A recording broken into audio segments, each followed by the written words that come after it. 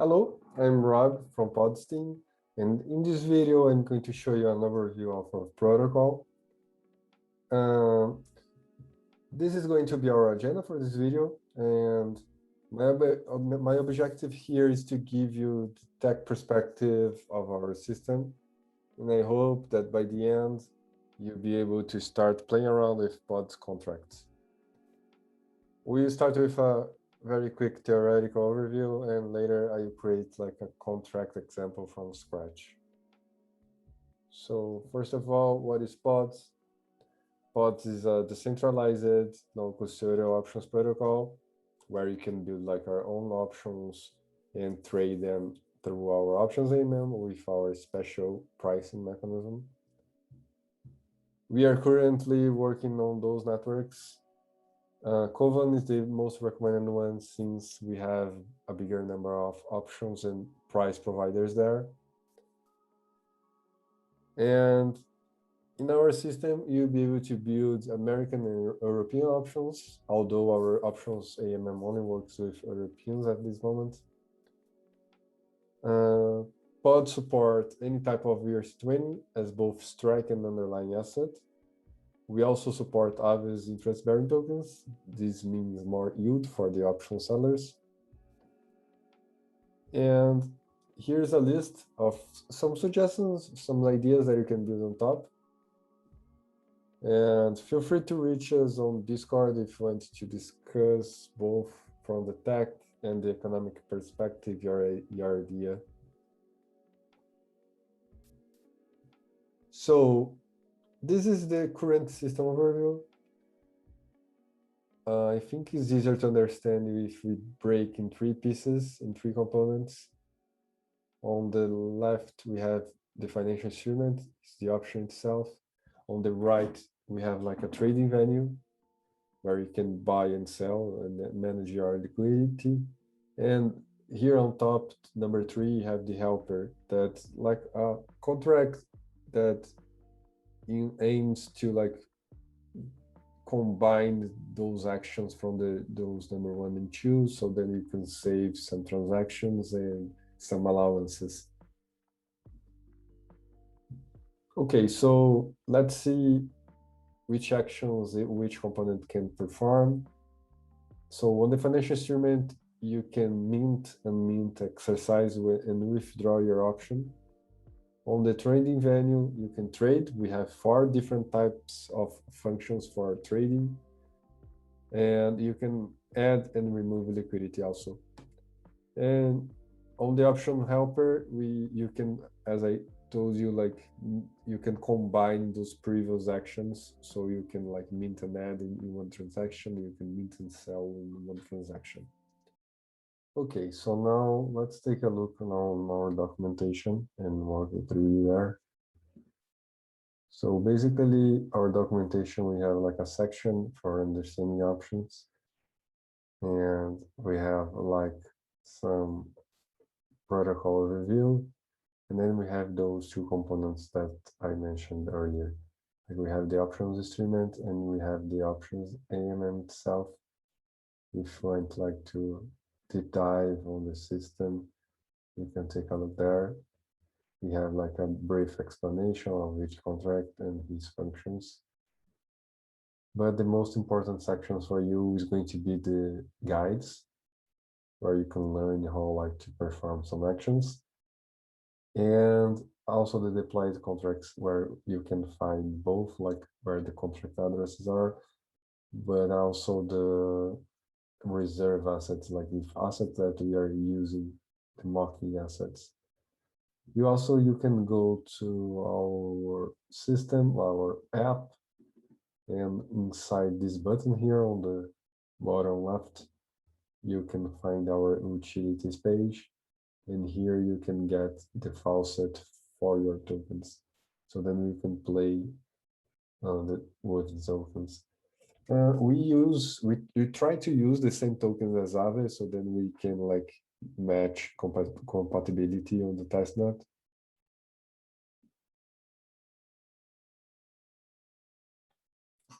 Okay, so now let's go to our coding example. So in order to show this example, I'm going to use Remix.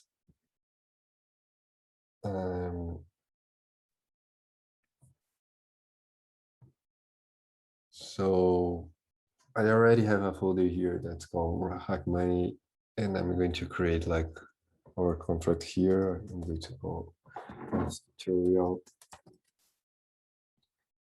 and I'm going to use the last Solidity version available.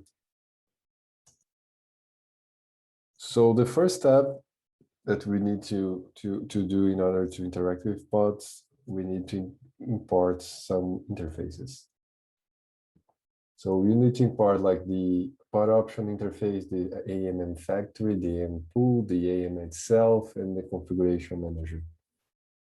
So I've already created a folder here with all those interfaces, but if I'm going to repeat the process with only one, so then we can check how to do that on GitHub.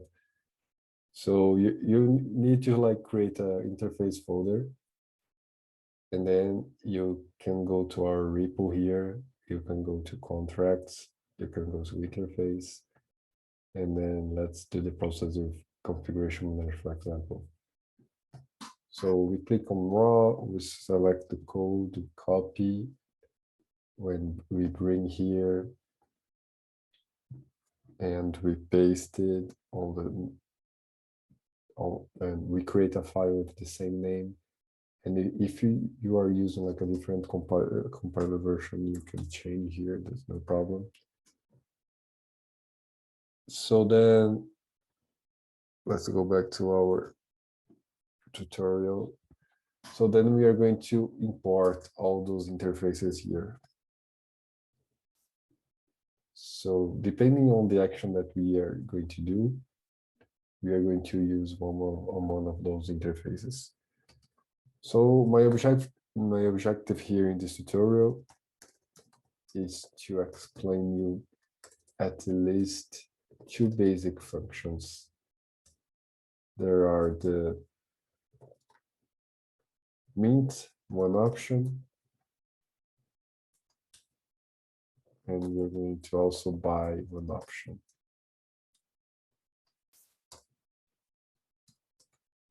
And just to understand a little bit,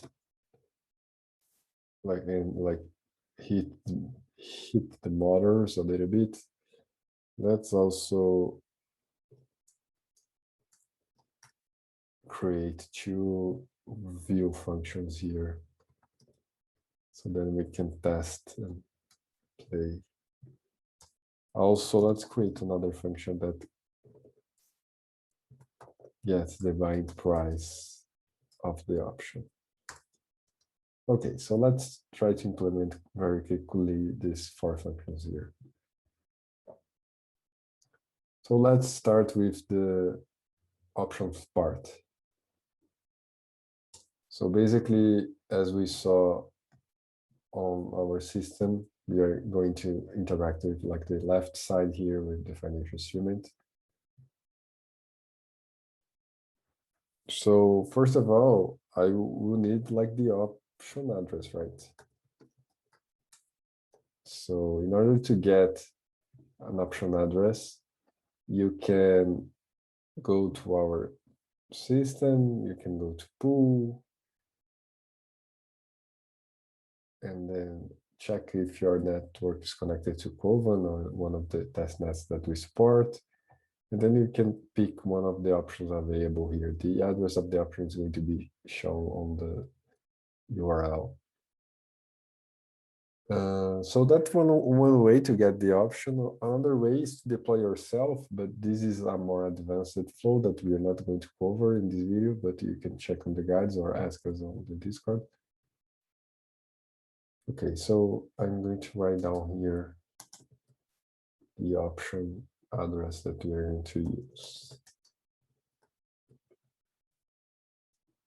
And this option is for if USDC pair.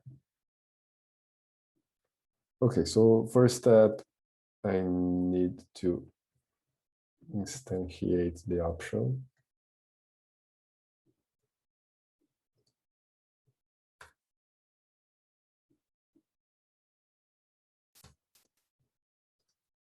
the second step, I can call strike asset. And then this function should return the address, and this function is going to be external, and it's going to be a view.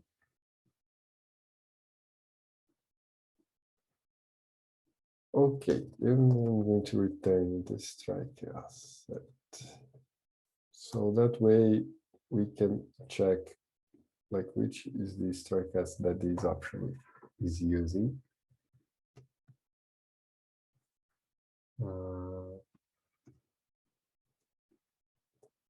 I using complaining. Okay. And for now, let's comment these other functions here. Okay, so first let's start.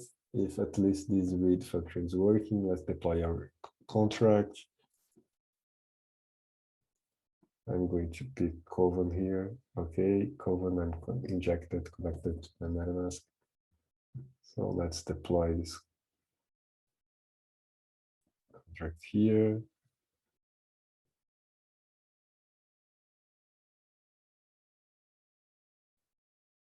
Okay, our contract is ready. Let's check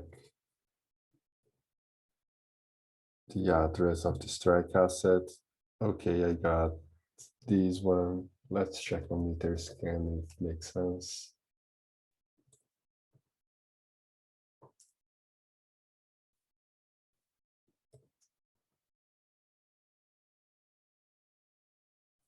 Oh, sorry, on the Kovan Etherscan. And okay, the interest-bearing token AUSDC makes sense. So that's the strike asset that we are using. Okay, so now let's implement the mint option function.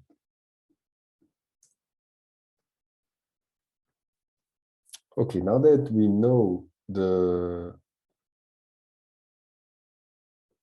strike asset, what we can do. So in order to mint options, I need first to tell like how many options I want to mint and from which option address. So that's function also to the external function. And now we have some steps. The first step is depending on the number of options that I want to mint, I need to know how many collateral I will need to use. In order to know how many collateral you need to use to mint a certain amount of options, you can call this method here the strike through transfer. So I need to first define my option instance, same way that we did before. And see here.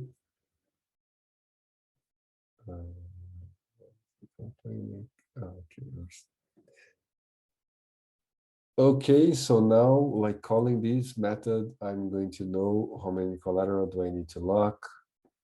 So now let's transfer the collateral from the sender to this contract, and then this contract is going to send to the option contract. So step number 2, it's not related to the pods, is more like a pattern. We need to transfer tokens from the sender to the contract. And in order to do that, I will need the strike asset address that I got here. So let's use the same function that we use it here. Okay, so I'm first transferring. So in order to do that, you guys already know, like I need to approve my wallet to this spender use my tokens. And then on step 3, I will need to approve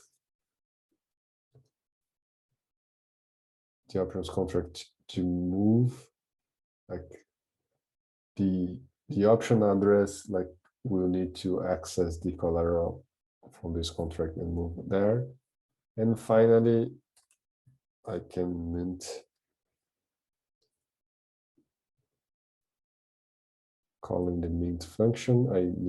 I need two parameters. The first one is the amount of options that I'm minting. The second parameter is regarding the who is going to be the seller, like who is going to be the address that by the end of the maturity has like the can withdraw the collateral that was going to be locked inside. And also have in mind that the owner of the option token itself is going to be this address here, this contract. So by the end, I will need to transfer the tokens back to the sender. Okay, that's it. So let's redeploy our contract.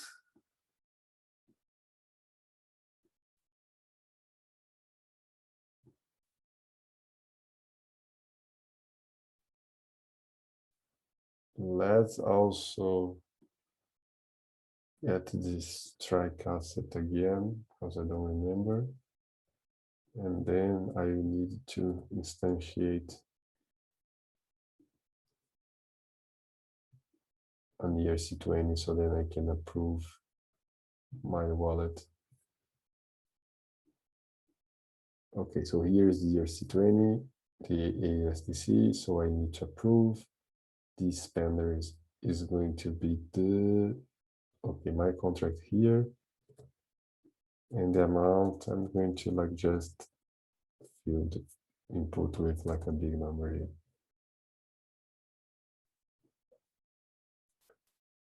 Okay, perfect. Now that I approved, I can come back to my contract and I can try to call the mint function now that is approved.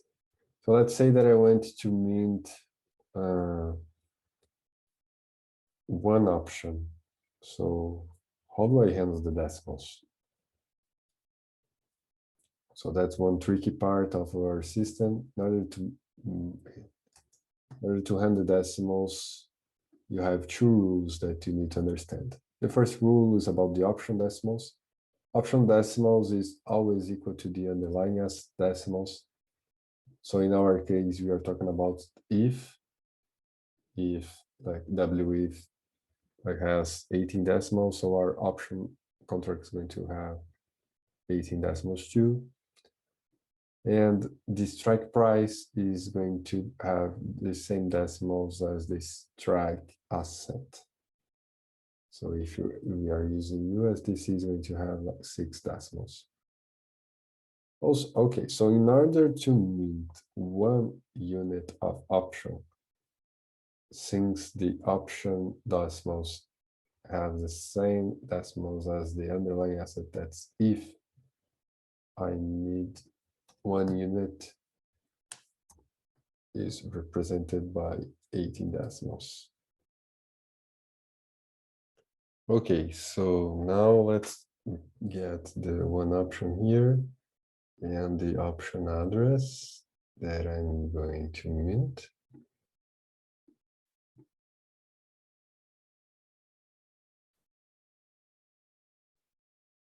And let's see if the transaction is going.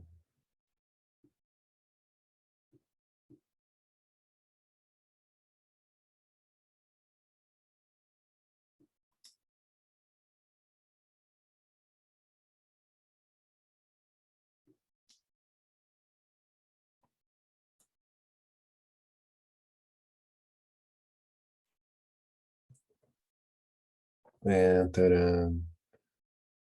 okay, so nice. So the my wallet, the 0xb5e just received 1 option token. And in order to do that, I paid this amount of collateral. that I will be able to withdraw by the end of the maturity. Nice, good. So we just minted our first option. Now let's, for this second example, where we are going to buy an option from the AMM. So here we just interacted with like the left side, the financial instrument. Now let's interact with the right side, with the trading venue. So let's first implement our read function. So this function is going to be an external view, and it's going to return me the price, like the amount of tokens that I need to buy one option. In here, the inputs, I'm going to tell how many options I want to buy and what is the option address that I'm checking. Okay, so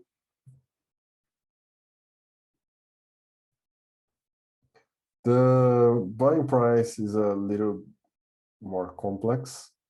First of all, we need to find, we have some steps, like we need to find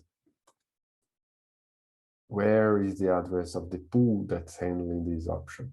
In order to do that, I first need to get this information from the configuration manager.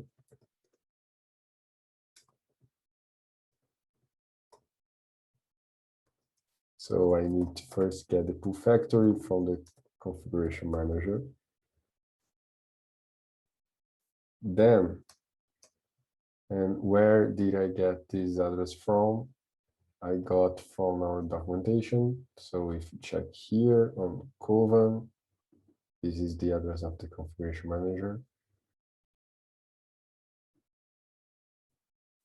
Okay, so I got this address. Now I need to get the pool factory. So I'm calling the function getting factory.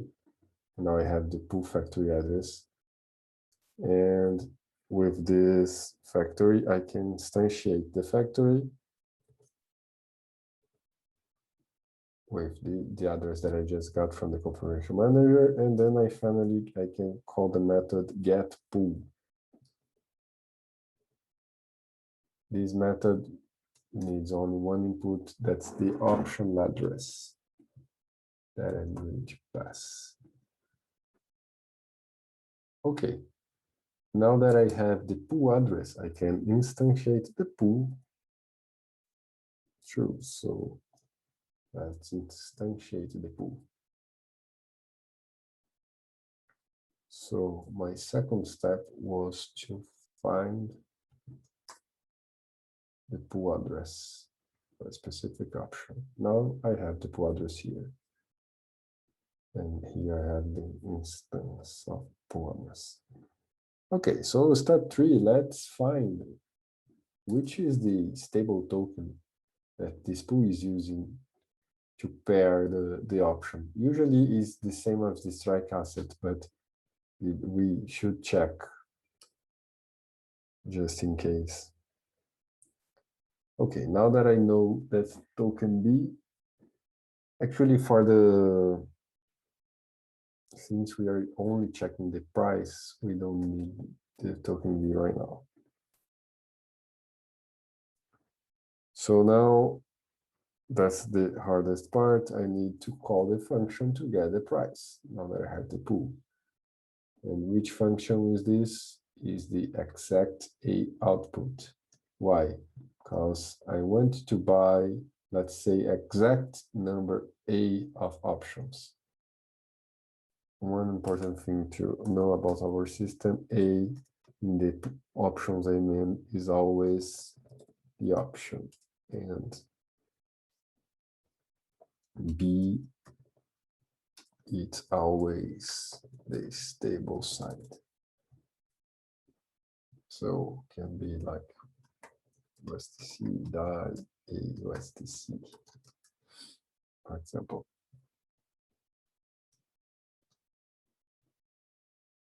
Okay, now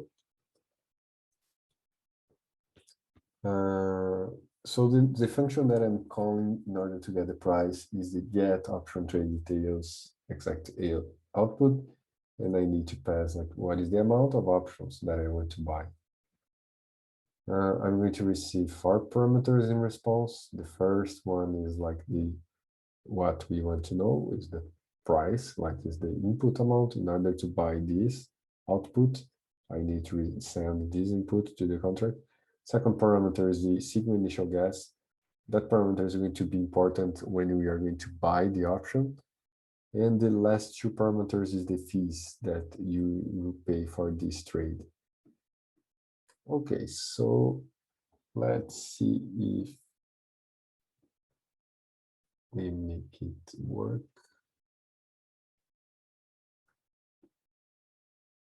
So he didn't like it.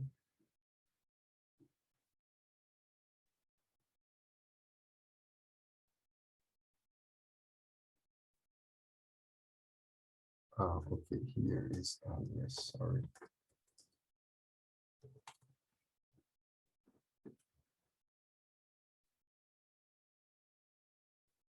Okay, and let's return the input amount.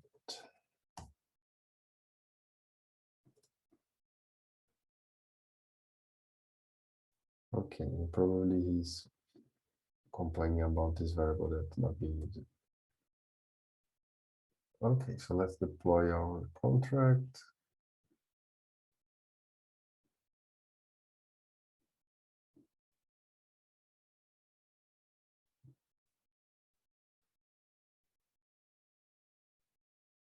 Nice.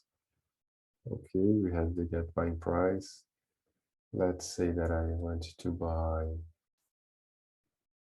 0.1 option.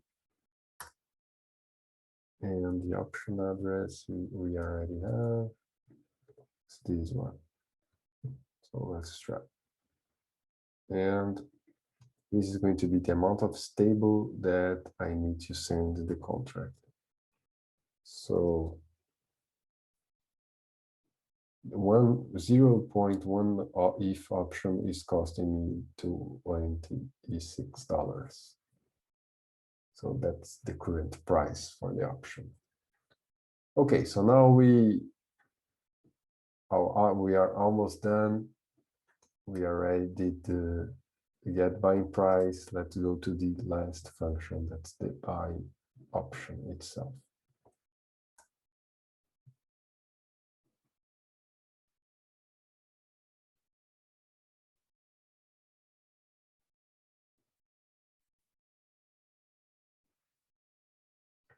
Okay, so the buy option is going to be very similar to that below here, but it's not going to be like a view.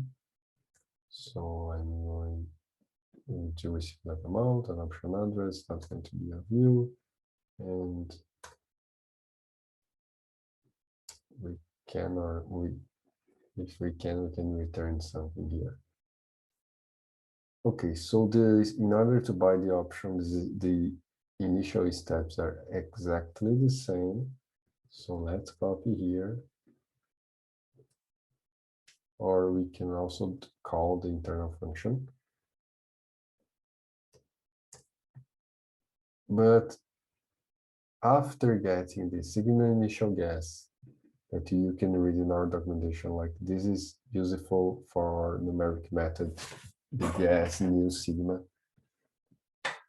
So that is like a helper variable to avoid huge gas costs in our system. So what you can do after this is step number 4. I can perform the trade, but before performing the trade, I need to have collateral in order to pay for the trade, right? So I'm adding a little bit of a slipper here. So instead of transferring the amount exactly, I'm transferring a little bit more, like 10% more. And after transferring, I need to approve. the same logic that we did before. And finally, he's complaining about what? I don't have token B. That is true. Remember that I removed token B. So before this step here, after having the pool, after defining the pool, I'm going to define the token B. What is the stable asset in order to pay for this trade? So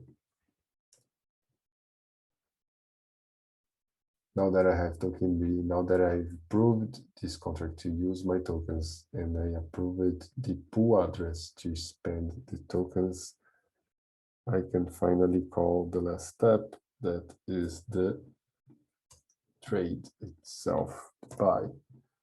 And the name of this trade, like pool trade exact A output. First parameter, the amount of options that I want to buy. Second parameter, the slippage that are accepting. Third parameter, who is the sender. And the last parameter, the sigma initial gas that I just checked here. So the most important thing that you need to know is always before trading, buying or selling, you need to perform like a get options trade details. So then you can get the sigma initial gas and you can save a lot of gas fees here. Okay, so let's try if the function is working. So let's deploy our last version.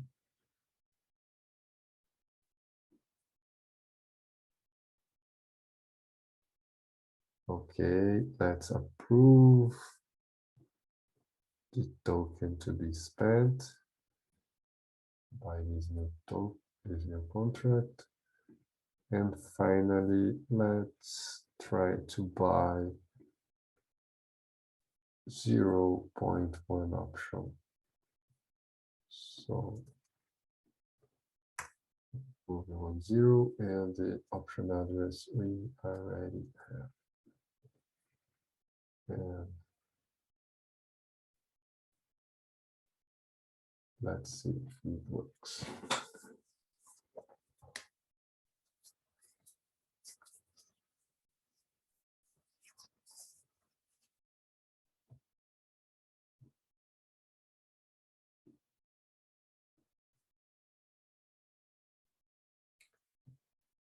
I'm loading.